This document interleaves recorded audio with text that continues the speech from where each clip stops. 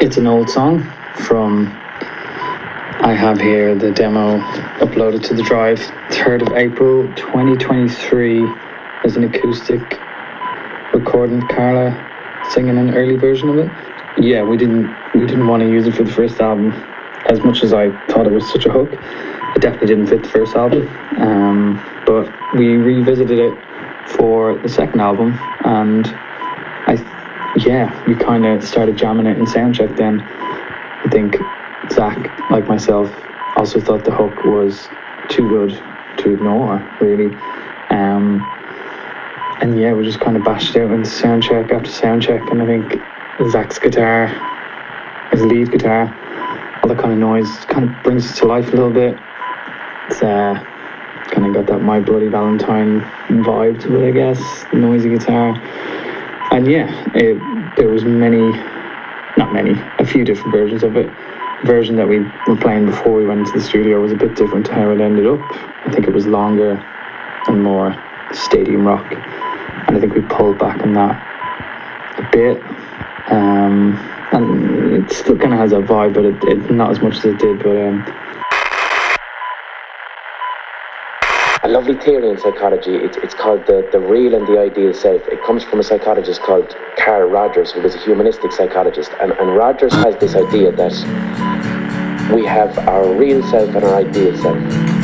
The real self is the person who loves, the person who's capable of compassion, the person who is calm and relaxed, the person who you are when you're at play, when you're having fun. The ideal self is the messages that we pick up from society, the messages that we pick up from parents, from teachers. The ideal self is how we would like to be seen by other people, right? And Rogers' theory is that if your real self and your ideal self are too far apart, they're incongruent. In the middle is the potential for mental health difficulties. Do you get me? So the goal to be an effective human being is to try and find your real self. I like you better. I like you in my dreams. I'm always counting bad weather before it pours down on me. What do we teach our children about love? What is the miseducation we give them? And part of the miseducation we give them is that you can violate someone and then say you love them. And I think as we ponder why we are raising a nation of violent children, we have to ponder that miseducation about the nature of love, which doesn't mean to say that I'm not saying the discipline is important, because discipline is crucial to any true love. That we have boundaries, that we set boundaries, so that I think part of what's happened to us as a nation is we have confused discipline with a kind of blind obedience to authoritarianism, whether it's children to parents or us to a government or a nation that is acting in a way that is autocratic and wrong. So that the book doesn't just try to look at our personal relationship to love, but what's happening to us as a nation as we move away from the kind of ethic of love that many of us felt undergirded all the great social movements for social justice in our society. You say that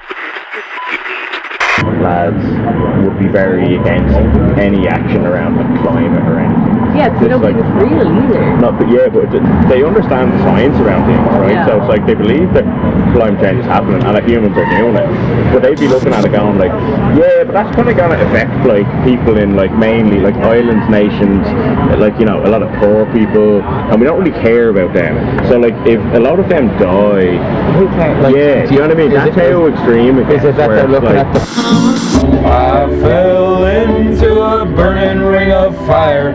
I went down, down, down, and the flames went higher. And it burns, burns, burns, the ring of fire, the ring of fire. Da-da-da-da-da-da, go! Da-da-da-da-da-da, go! If I cannot defeat Megatron, you must push the cube into my chest. We kind of just kept jamming it until we got it to a place where we like it. And then my vocals, me singing on it, that was like Dan's idea in the studio when I went in for a vocal take and did some horrible things until Dan suggested that I just sing it along with Carla. And yeah, I don't know. It's our slow song. It's our break in the middle of a pretty heavy-ish album, I guess. And then the album starts slow, but then once it kicks off, it kicks off. It's like a nice little breather after Pieces. And yeah, I don't know. I think it's really nice.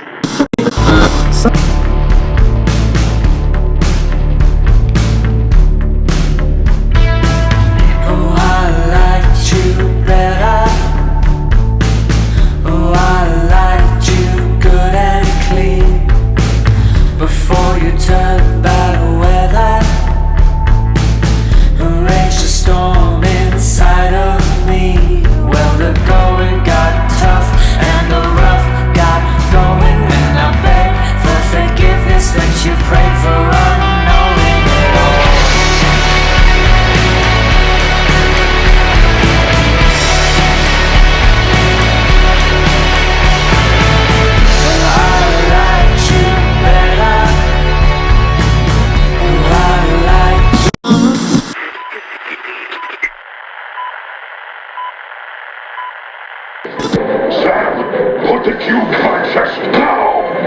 Sam! No, Sam!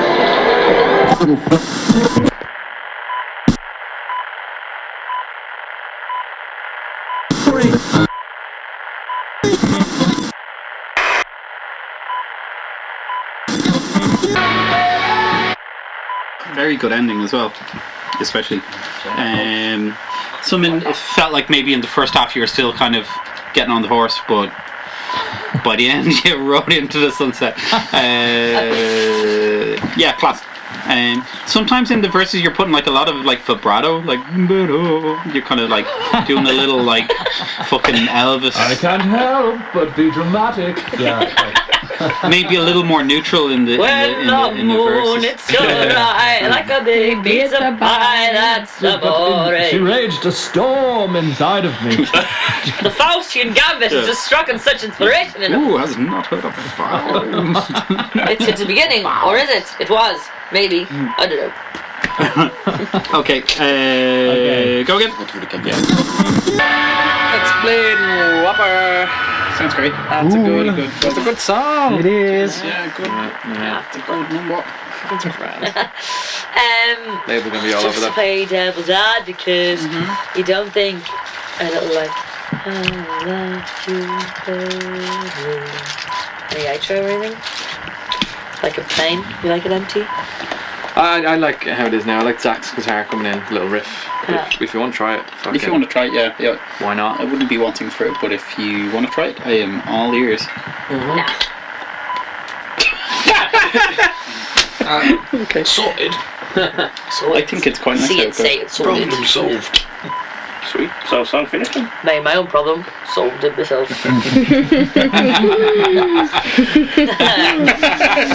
Right, let's tackle the last track, shall we? Let's go. Yeah, but Alright, do I have to do this now, do I? I think you might have to. You do play guitar. Don't stop!